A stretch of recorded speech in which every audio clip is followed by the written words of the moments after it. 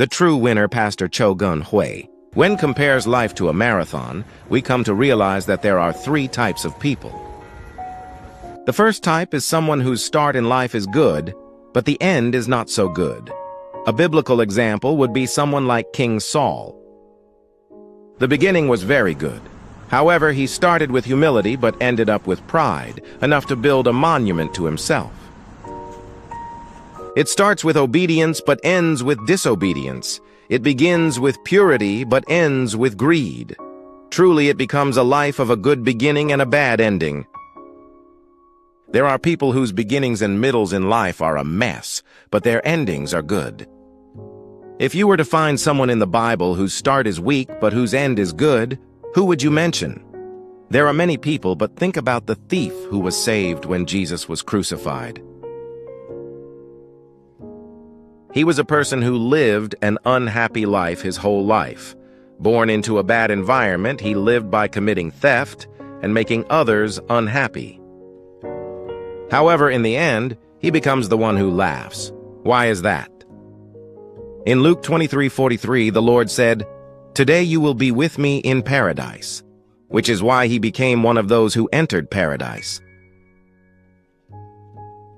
Anyway, thinking about this saved criminal makes me feel that the comedy and tragedy of life truly lie in the end. It means that a life that cries all the time is worse than a life that laughs at the end, even if it has been crying all along. When we talk about comedy in English, isn't the term happy ending proving something? However, there is something we must not forget. It is difficult to say that merely entering the heavenly kingdom at the end makes us true victors in life. In a way, it is by riding on the victory of Jesus' cross and resurrection that we enter the heavenly kingdom, and it is certainly not the case that entering the heavenly kingdom leads to praise, honor, and glory. To put it in terms of golf, there are some courses where you have to get the ball in 3, 4, or even 5 strokes. For example, think of a course where you need to get the ball in the hole in 3 strokes. If someone ends up putting it in after 10 tries due to various mistakes, we wouldn't call that person a winner. If the golf ball went into the hole after 10 tries, then in essence they are a loser. What I mean is that the ultimate victor in life is not someone who simply wanders through life and only at the end has their soul reach the heavenly paradise, but rather someone who, with the joy of being saved, becomes a successful person throughout the entire process of their remaining life. Many people talk about achieving a successful conclusion, but in reality, only those who are already victors in the process can truly achieve that success. For example, can all the wounds inflicted on the hearts of those around you be resolved in an instant just by reaching out for a handshake? When the beautiful process comes together to reveal a beautiful conclusion, true victory is achieved.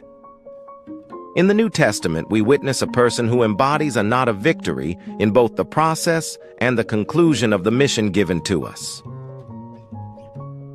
This person is none other than the Apostle Paul, who makes this confession in Acts 20:24.